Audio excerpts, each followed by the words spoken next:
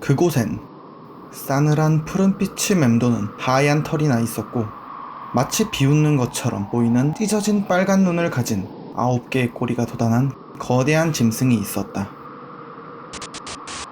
특별기획 기괴한 도서관에 오신 여러분을 환영합니다. 오늘 소개할 존재는 기묘하고 사악하며 악의 화신 그 자체인 백면인입니다. 일본 이름은 하쿠멘노 모노, 직역하면 하얀 얼굴의 그것, 편의상 백면인이라 부르겠습니다. 백면인은 1990년부터 1996년까지 연재된 일본 만화 요괴소년 호야에 등장하는 존재입니다. 왜 뜬금없이 만화 이야기냐 하시겠지만, 이 존재 백면인은 만악의 근원, 최종 보스의 모범 사례로 불릴 정도로 그 사악함과 묘사에 있어선 만화를 넘어 역대급이기 때문입니다. 자, 그럼 백면인의 이야기를 시작하겠습니다. 가시죠.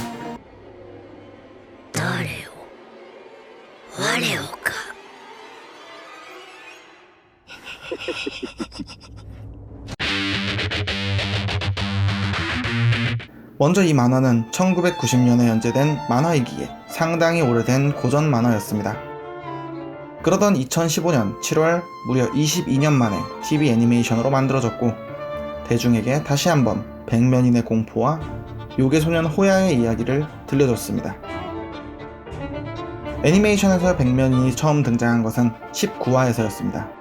고대 중국에서 황제는 대요괴 백면인을 물리치기 위해 대장장이들을 궁으로 불러 모았습니다. 그런데 이미 백면인은 궁녀로 변신한 채 궁에 잠입해 있었고, 본 모습을 드러낸 뒤 사륙을 벌이기 시작합니다. 순식간에 인간들을 몰살하고 주인공마저 눈빛만으로 얼어붙게 만드는 공포를 보여주며 강렬한 첫 인상을 남기게 됩니다. 이후 보여준 행적 또한 모든 요괴와 인간들이 힘을 합쳐도 죽일 수 없었으며, 다른 창작 문화 속 최종 보스들의 계획이 주인공에 의해 실패되는 것과 달리 대부분의 계략이 성공했었으며, 마지막까지도 그 카리스마를 잃지 않는 모습을 보여주었습니다. 또한 백면인은 9개의 꼬리를 가지고 있는데, 그 꼬리 하나하나가 요괴 수십만 마리 이상의 힘을 가졌고, 전투기나 잠수함 등을 손쉽게 박살내는 위력을 보여주었습니다. 하지만 이런 백면인이 두려워하는 것이 있습니다. 바로 짐승의 창이라는 것인데, 고대 중국에서 부모를 잃은 대장장이가 광기에 휩싸여 오로지 백면인을 죽일 목적으로 동생을 희생시켜가며 만든 무기가 바로 짐승의 창입니다. 그러나 800년간 봉인된 이후 깨어났을 땐 짐승의 창마저도 위협의 대상이 아니었고,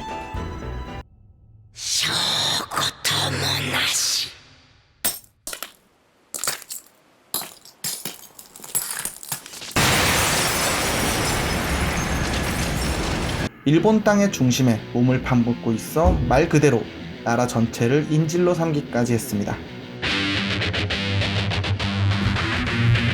백면인에겐 강력하고 하나하나가 개성강한 모습의 9개의 꼬리가 있습니다. 첫 번째 꼬리, 온몸이 안개로 되어 있고 음침한 표정의 남자 얼굴이 나타나는 모습의 안개 요괴 슈무나. 모든 물리 공격은 통하지 않으며 몸을 형성하고 있는 안개에 닿은 물체는 녹아내립니다. 유일한 약점은 강력한 화염이지만 어지간한 화력으로 끄떡도 없습니다. 두 번째 꼬리, 거대한 곤충과 흡사한 형태의 쿨하기. 모든 힘을 반사하는 단순하면서 강력한 능력을 가진 요괴입니다.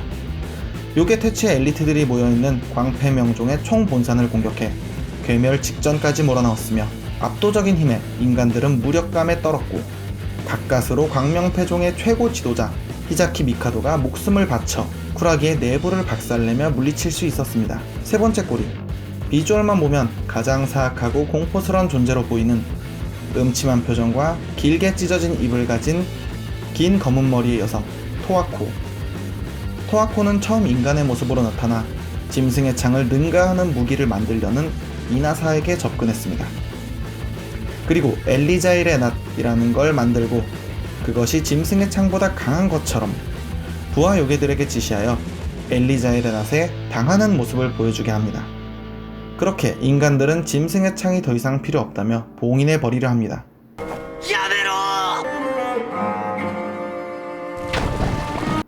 그때 토아코의 정체가 드러나게 되며 계획은 수포로 돌아갔지만, 토아코에게 거의 세뇌당하고 토아코의 말만 따르던 인조인간 소년 키리오에겐 비극과 충격을 주는 가슴 아픈 에피소드였습니다.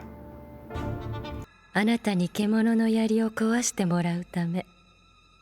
あなたのためじゃないわね、キリオ。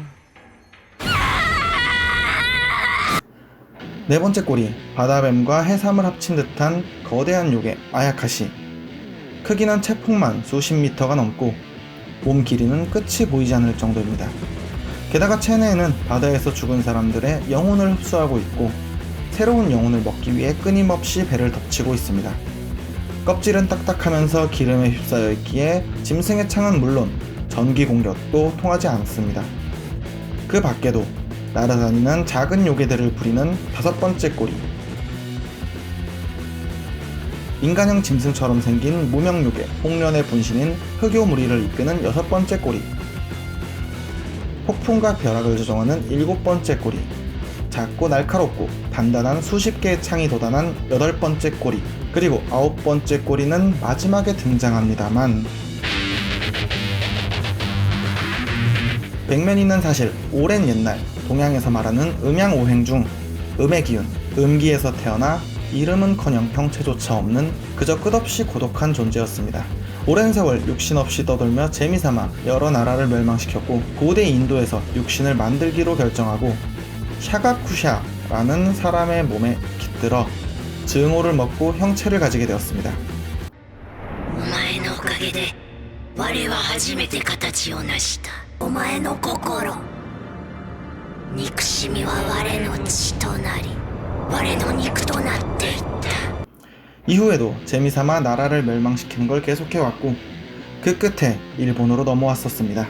작품 내에서도 백면인과 그 육체를 만들어준 샤가쿠샤와의 악연이 최고의 에피소드로 손꼽히는데, 샤가쿠샤는 백면인에게 피와 살을 준 부모이자 증오를 심어준 불사의 근원입니다.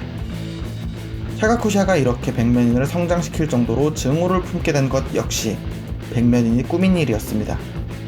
백면인은 갓난아기였던 샤가쿠샤의 몸에 깃들 때 마을 사람들 모두를 전멸시켜 샤가쿠샤를 저주받은 아이로 불리게 했으며 증오의 힘으로 육체를 강하게 만들어 전쟁 영웅이 되게 만들었고, 유일하게 애착을 준 남매마저 인간들에게 죽임을 당하며 인간에 대한 증오는 극에 달하고 백면인이 태어나게 된 것입니다.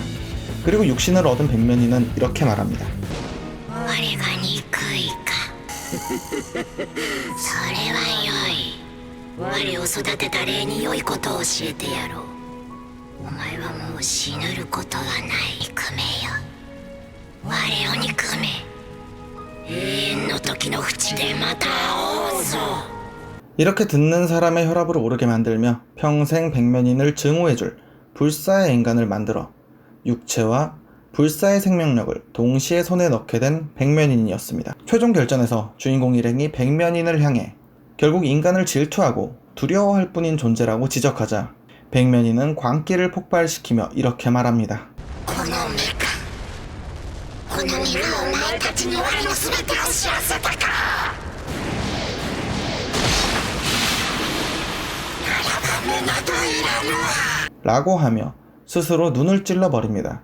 끈질긴 사투 끝에 결국 백면인은 소멸하면서 아홉 번째 꼬리의 정체가 드러나는데, 그것은 바로 어머니의 품에 안긴 아기. 인간을 증오하고 양지의 모든 것을 질투하던 백면인이 진심으로 부러워하고 바랬던 모습은 바로 인간의 아기였습니다. 사실 백면인이 사악하게 변한 계기가 세상이 막 창조될 때쯤 음기에서 암흑을 타고난 자신에 비해 너무나 찬란하고 즐겁게 살아가던 생명체, 특히 인간을 질투하면서 시작된 것이었습니다. 綺麗だな。なんで我はああじゃない。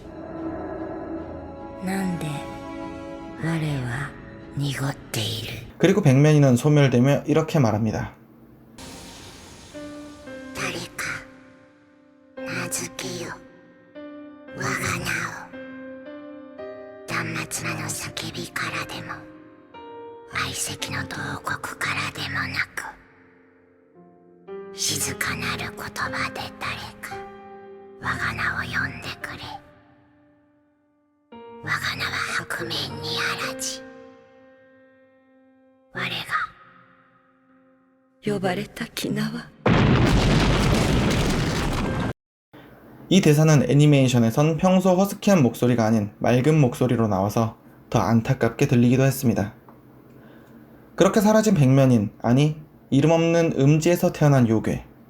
하지만 원작의 마지막 화에선 모든 요괴는 시간이 지나면 다시 부활한다 말하며 백면인이 다시 부활할 것이란 것을 암시하며 끝이 납니다. 백면인은 지금도 누군가의 증오를 먹고 자라고 있을지도 모릅니다.